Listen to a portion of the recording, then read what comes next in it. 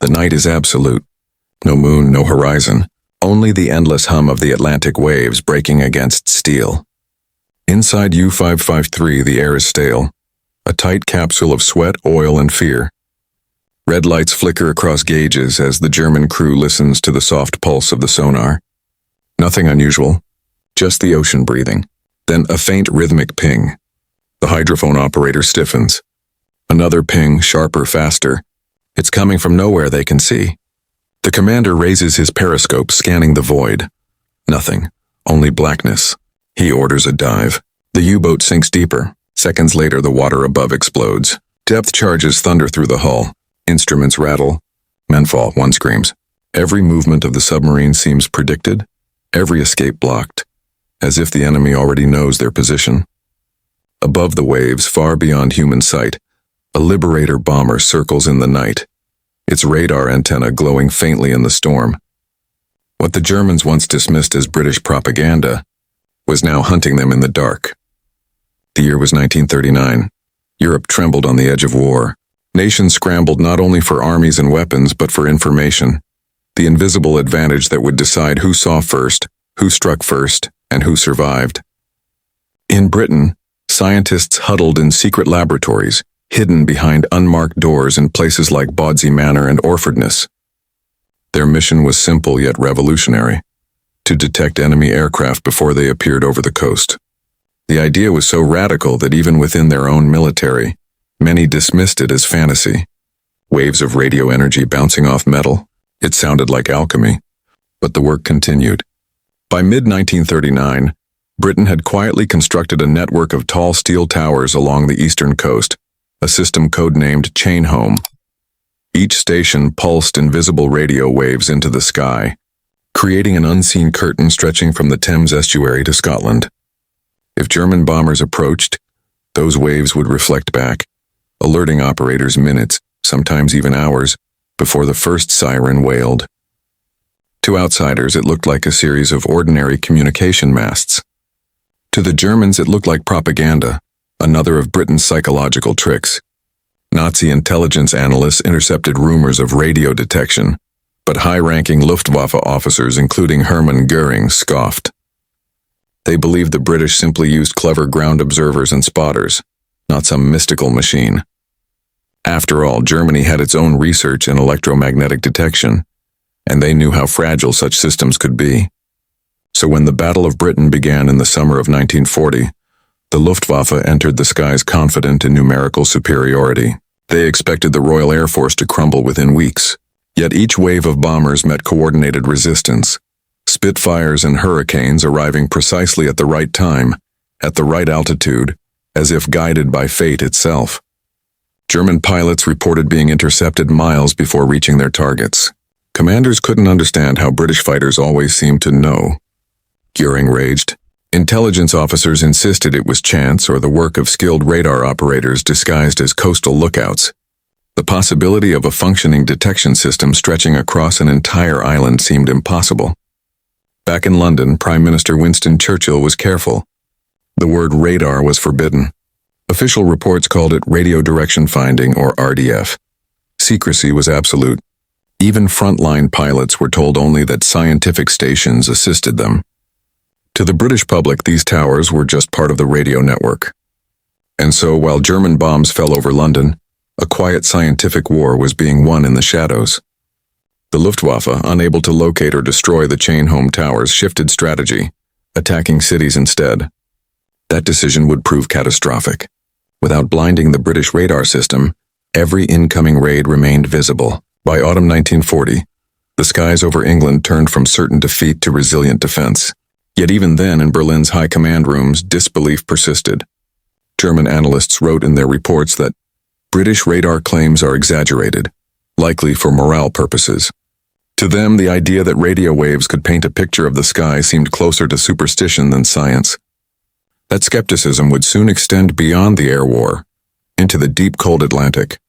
Because as the Luftwaffe's failures mounted, another battlefield was emerging where invisibility was power: the sea. And there, once again, the Germans would underestimate what they could not see. By 1941, the war had shifted. Britain had survived the Blitz, but now the danger came not from the sky. It came from the deep. German U-boats prowled the Atlantic like wolves, striking merchant convoys with silent precision.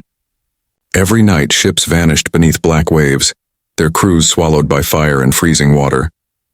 The campaign was so effective that Churchill later confessed, "The only thing that ever really frightened me during the war was the U-boat peril."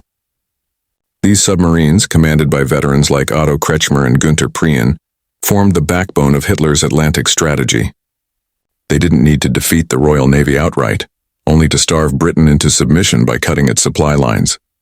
The Allies called it the Battle of the Atlantic, but it was in truth a battle of detection. The hunter who could see first, even in total darkness, would survive. At first, the U-boats had every advantage. They traveled unseen, attacked at night, and disappeared before escorts could respond. The surface radar sets that Britain had developed for aircraft defense were useless over open water. The long wavelengths scattered across the waves, returning only noise. But in laboratories across Britain and later in the United States, scientists began to experiment with something new. Radar that worked at microwave frequencies, capable of cutting through ocean clutter and detecting small objects, even a periscope. This breakthrough came from an unlikely place, a small university lab in Birmingham, where physicists John Randall and Harry Boot invented the cavity magnetron. This device could produce high-power microwaves, a revolution that turned theory into practicality. When British scientists carried the magnetron to America in 1940, under the Tizard mission, it became one of the most valuable transfers of technology in the entire war. American engineers at MIT's Radiation Laboratory took the design and scaled it for mass production. Within a year, radar had evolved from a bulky ground-based system into compact sets small enough to fit inside aircraft. Still, across the Atlantic, German confidence remained unshaken. The Kriegsmarine believed their U-boats were undetectable when submerged and invisible on the surface at night. German engineers were not unaware of radar. They had their own projects, like the FUMO, Funkmessortung sets, but their systems used much longer wavelengths, making them less precise and more vulnerable to detection. Reports from the front began to puzzle commanders. Crews claimed Allied aircraft appeared suddenly out of darkness, attacking without warning. Some suspected leaks in communication. Others spoke of traitors or code breakers. In Berlin, Admiral Karl Dönitz, head of the U-boat arm, demanded answers. Intelligence officers reassured him. The enemy could not possibly have radar capable of detecting submarines in open ocean. It had to be coincidence or superior Allied coordination. Meanwhile, in secret hangars in Britain, Lee Light Technology, a powerful searchlight paired with air-to-surface vessel, ASV radar, was being tested. Aircraft could now detect a surfaced U-boat at night, lock on with radar, and then illuminate it just before the strike. It was a nightmare made real, death from above guided by invisible eyes. By late 1942, American B-24 Liberators equipped with centimetric radar joined the battle. Their patrol range stretched across the mid-Atlantic, once a safe zone for U-boats known as the Black Pit. Suddenly, nowhere was safe. The Germans responded with disbelief, then desperation. They fitted U-boats with crude radar detectors like the Metox, designed to pick up Allied radar emissions. It worked briefly, until the Allies shifted to new frequencies, rendering the detectors blind. The truth was inescapable.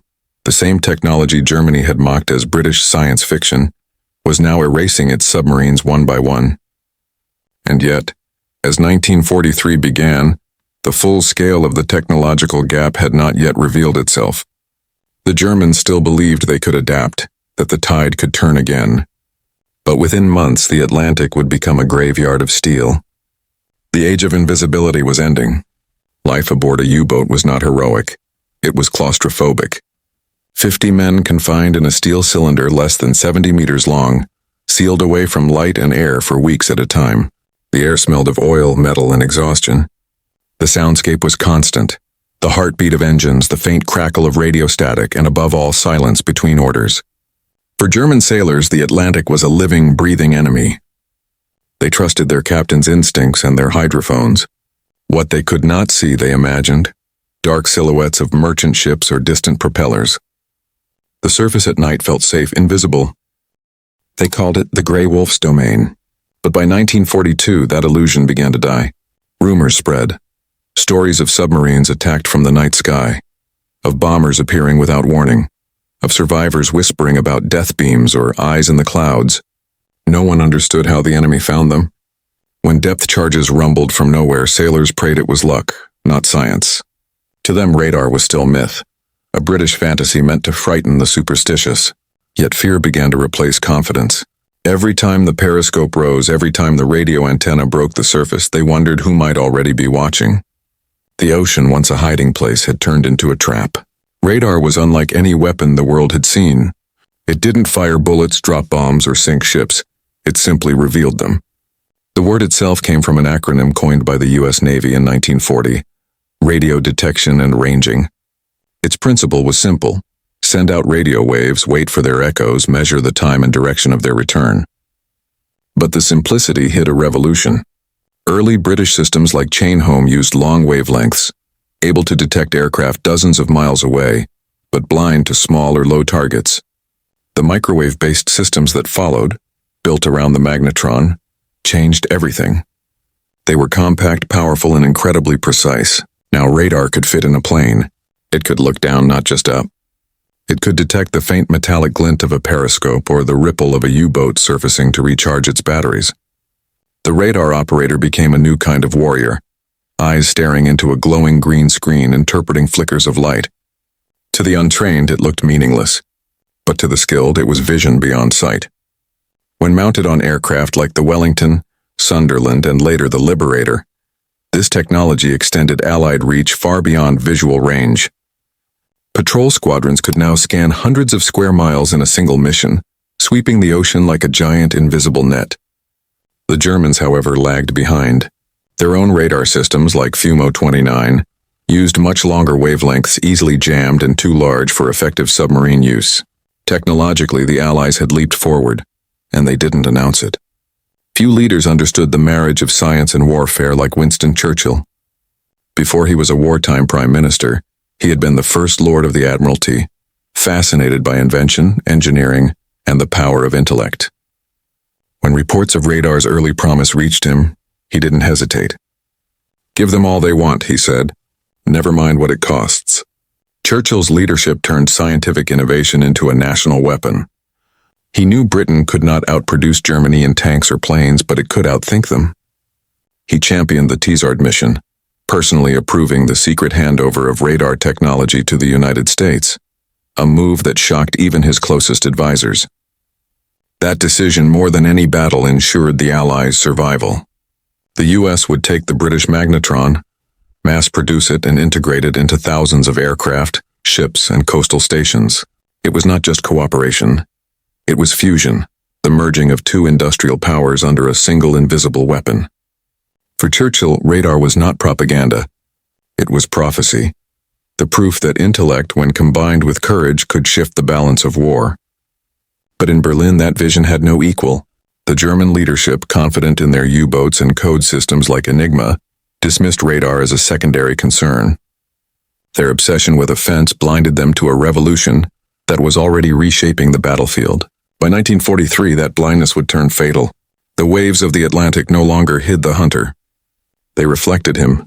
By the time the Allies had perfected centimetric radar, the Kriegsmarine was still struggling with outdated detection systems. German naval engineers were not ignorant.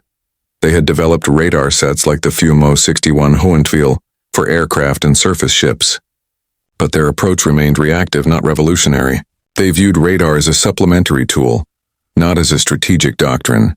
Inside the command rooms of the Oberkommando der Marine, radar was discussed in technical briefings, rarely as a decisive factor. The German focus stayed on weapons, faster torpedoes, thicker hulls, deeper dives, rather than on the unseen world of electronic warfare. This cultural gap proved lethal. The British and Americans treated technology as a living organism, adaptable, shared, and continuously improved. The Germans treated it as machinery, confined to a factory, not a philosophy. By late 1942, captured U-boat crews spoke of strange radio eyes in the sky. Some captains began to fear even using their radios to report positions. The Metox detector, introduced that summer, gave brief relief. It could sense Allied radar signals, allowing submarines to dive before being spotted. But Allied scientists quickly realized the Germans were listening and shifted frequencies again. By the time Germany produced improved detectors like Naxos, the Allies had moved ahead once more. It became a deadly loop of invention and obsolescence, each German countermeasure arriving one step too late. In Berlin, Dönitz began to understand what was happening. But for a nation that had laughed off radar as British bluff, admitting defeat by an invisible weapon was unthinkable. The myth of technological superiority was too deeply woven into the Reich's identity. And so, while the Allies listened to the heartbeat of every U-boat crossing the Atlantic, the Germans continued to fight blind. Radar may have hunted the U-boats, but it was intelligence that guided the hunters.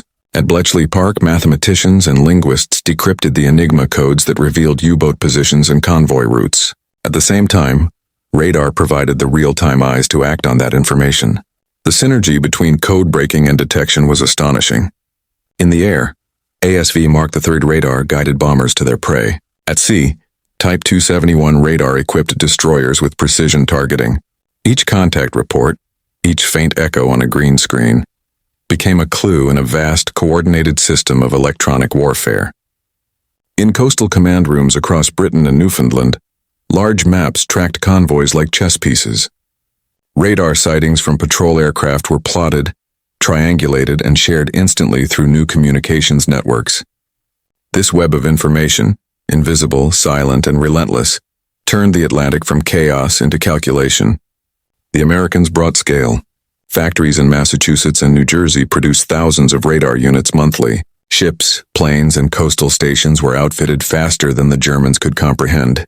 By 1943, the Allied radar grid had grown into a transoceanic nervous system, sensing motion across thousands of miles. Few knew the full extent of its power. The radar operators themselves, young men barely in their 20s, sat in darkened cabins watching dots flicker in and out.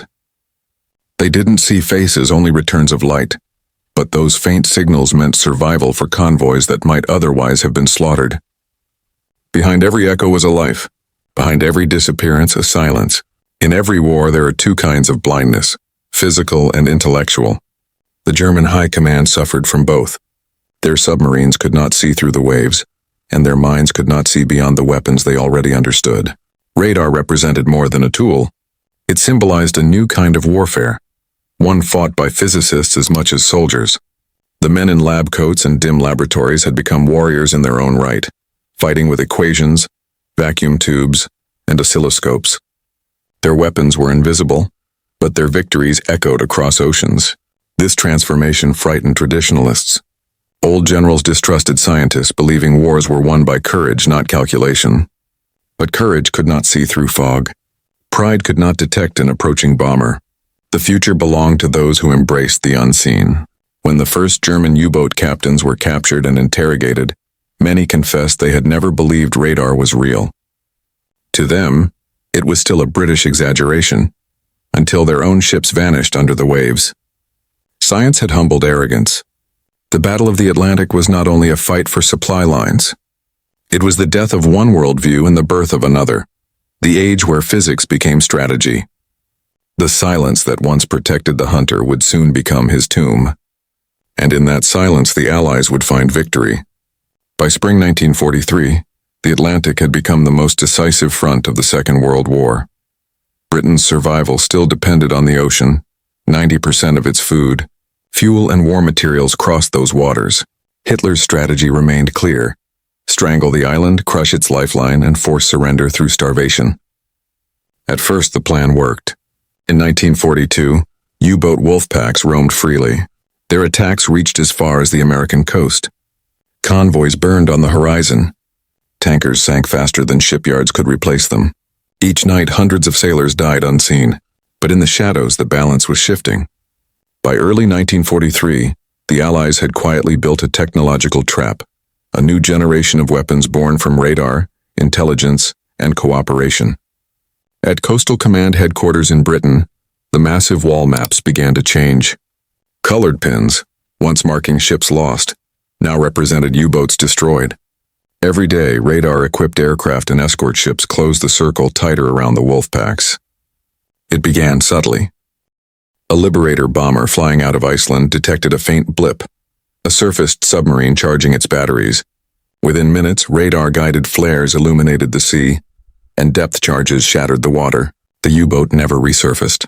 What seemed like isolated incidents soon became a pattern, one the Germans could not explain. Admiral Karl Dönitz, whose faith in his submarine fleet had been unshakable, now faced reports of catastrophic losses. His captains spoke of unseen eyes in the sky, of attacks that came without warning, of convoys that seemed to anticipate every ambush. Dönitz suspected leaks in communication or Allied code breaking. But even when Enigma keys were changed, the attacks continued, precise, relentless, and devastating. The truth, though hidden from him, lay in the silent hum of rotating antennas on Allied ships and planes. The centimetric radar, powered by the British magnetron and refined in American labs, had rendered stealth obsolete. U-boats that once surfaced safely at night were now visible, their shadows traced by invisible waves. The lee light, a blinding searchlight mounted on aircraft, completed the nightmare. At night, a U-boat would surface to recharge its batteries, unaware it had already been detected miles away. The radar operator would lock on, guide the pilot silently through darkness, and then, in a flash of white light, the submarine would be frozen in full view. Seconds later, depth charges or rockets followed. To the German crews, it felt supernatural. One survivor recalled, "We never saw them until the light was upon us. It was as if God himself had pointed a finger through the clouds." In May 1943, the scale of the disaster reached its peak. The Allies called it Black May.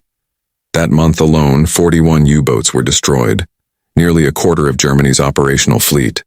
For every merchant ship sunk, the Kriegsmarine lost a submarine. The hunter's advantage was gone. Across the Atlantic, British and American crews began to feel the shift. The sense that years of fear were finally turning to dominance. Convoys now moved with confidence, guarded by radar-directed destroyers and long-range patrols. Each signal ping, each faint echo, was a small act of vengeance for thousands lost at sea. And in Berlin, Dönitz faced the truth he had long denied. Radar was no myth. It was science, ruthless, precise, and unstoppable. His fleet was dying not in battle but in ignorance. The era of the invisible hunter was over. But Germany, desperate and cornered, would still try to fight the unseen with the unthinkable. In the summer of 1943, the once-invincible U-boat fleet began to vanish beneath the waves it had ruled. Every patrol now carried dread. The ocean, once a vast refuge, felt watched, probed, alive with unseen signals. From his command headquarters in Kurneval, Admiral Karl Dönitz studied the reports in disbelief. Dozens of U-boats missing, survivors describing the same terror. Radar detection, surprise attacks, relentless pursuit. He ordered immediate investigation. German scientists confirmed what Dönitz feared. Allied radar had advanced far beyond expectations. The centimetric wavelengths were too short for existing detectors like the METOX to sense. The Allies could see the U-boats, but the U-boats could no longer see the Allies. Dönitz demanded new solutions. Within weeks, the Kriegsmarine introduced the Naxos radar detector, capable of sensing shorter waves, and ordered its fleet to remain submerged as long as possible.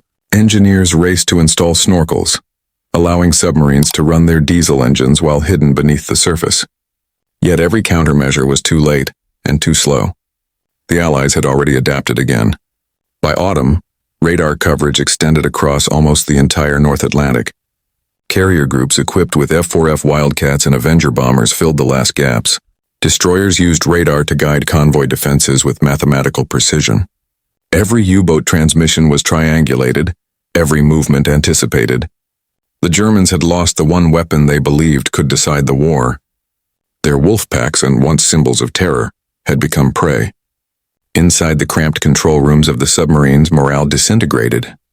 Crewmen whispered of invisible death. Some refused to surface at night. Others followed orders knowing they would not return. One U-boat radio operator wrote in his log, "We are blind men hunted by ghosts." Even Hitler began to question the U-boat campaign. In a rare moment of candor, he told his naval staff, "The sea is no longer ours." But Dönitz refused surrender. His belief in the U-boat as the decisive weapon of Germany never faltered, even as his fleet drowned. He introduced the Type 31, a revolutionary electroboat designed to operate fully submerged with higher battery capacity and streamlined hull. On paper, it was decades ahead of its time. In reality, it arrived too late.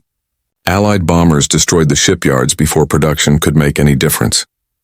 The technological war had turned from innovation to attrition, and Germany could no longer keep pace. Each lost submarine cost 45 lives and months of training.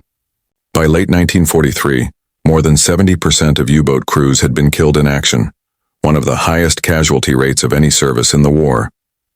Those who survived carried the trauma for life, haunted by pings, flashes, and silence. Above them, radar continued to evolve, now linked with sonar, depth finding, and signal intercept systems. The ocean had become transparent. The final illusions that courage alone could overcome technology and was gone. In Berlin, reports from Allied radio broadcasts confirmed what Dönitz already knew, but could never admit publicly. Germany's underwater empire had collapsed. He reduced patrols, recalled surviving submarines, and shifted focus to coastal defense. The Atlantic, once a killing ground for the Reich, was now its graveyard. And yet out of that defeat, a new kind of warfare had been born. For the first time in history, machines had fought through waves the human eye could not see. Radar had not just changed battles. It had changed the very nature of war. By the end of 1943, the German Navy's silence over the Atlantic was not strategic. It was the silence of extinction. When 1944 dawned, the Atlantic no longer belonged to Germany. The U-boat arm, once hailed as the spearhead of Hitler's naval power, had been bled dry by an invisible weapon they had mocked only years before. Between January and December 1943, the Kriegsmarine lost nearly 240 submarines. Entire flotillas vanished without trace, leaving only broken transmissions and oil slicks on the surface. By spring of 1944, U-boat production could no longer replace losses fast enough. The Wolfpack system that once terrorized Allied convoys had collapsed under the weight of radar-guided precision. For the Allies, radar was not just a tool, it was a revolution. On the cold decks of escort carriers, radar operators could now spot the faint signature of a periscope slicing through rough seas. On land, powerful radar stations stretched from Newfoundland to Scotland, closing the mid-Atlantic black gap where U-boats once hid. Every technological innovation, every centimetric pulse, squeezed the noose tighter around Germany's throat. The change in morale was as profound as the tactical shift. For the first time, merchant sailors felt protected. Convoys that once sailed in terror began reaching Britain with remarkable consistency. In 1942, Allied shipping losses had reached catastrophic levels, over 7 million tons sunk in a single year. By late 1943, that number had been slashed by more than half. Behind these statistics was an army of unseen men and women, radar engineers, radio technicians, mathematicians, and scientists who worked quietly behind the lines. In research centers like MIT's Radiation Laboratory in the United States and Bawdsey Manor in Britain, breakthroughs occurred almost weekly. Each upgrade, each adjustment to frequency or antenna design meant another convoy saved, another submarine destroyed. To the Germans, the realization came too late. Their radar countermeasures, Metox, Naxos, and later Tunis, were constantly one step behind. Every time they detected an Allied frequency, the Allies had already shifted to another. The war of electronics had become a race that Germany could no longer win. Inside U-boat bases, the tone of briefings changed. Gone were the speeches of triumph and conquest. Now officers spoke of survival. Each voyage began with quiet handshakes, silent prayers, and the understanding that they might never return. By the summer of 1944, the strategic equation had flipped entirely. The Atlantic supply line, once the most fragile link of the Allied war effort, had become its greatest strength. American and Canadian shipyards operated around the clock, launching new escort carriers and destroyers fitted with the latest radar. Each vessel acted as a moving eye, scanning the waves for any trace of the enemy. The sea, once ruled by stealth, had become transparent. Every German attempt to hide beneath the surface only proved how far behind they had fallen. In the ruins of Lorient, Brest, and Saint-Nazaire, the massive U-boat pen still stood. Concrete fortresses built to last 1,000 years.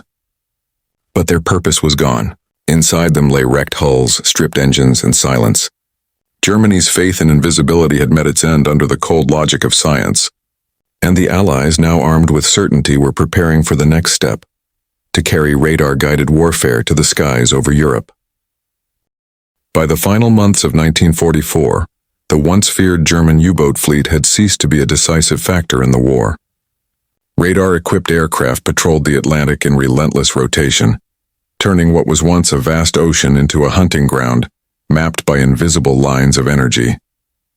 The statistics told a story of annihilation. In 1943 alone, U-boat losses reached their peak. 40 submarines destroyed in May, the highest single-month total of the war. By the time Germany surrendered in May 1945, more than 780 submarines had been sunk. Out of nearly 40,000 men who served in the U-boat arm, over 28,000 were dead, a casualty rate exceeding 70%. The men who survived did so with haunted eyes. They had witnessed the slow death of their comrades and the end of an era in naval warfare. Where once bravery and cunning had been enough, now survival required mastery of an entirely new domain, the electromagnetic spectrum. For the Allies, radar became not merely a tool of victory, but a symbol of what modern war would become. Every branch of the military, air, sea, and land, now depended on it. From Normandy's beaches to the skies over Berlin, radar-guided bombers tracked enemy movements and shielded convoys from ambush. The British chain home system that had once defended the homeland evolved into a vast integrated network spanning oceans. The American SCR-270 and ASV Mark III systems led directly to peacetime innovations: weather tracking, air traffic control, and early warning defense grids.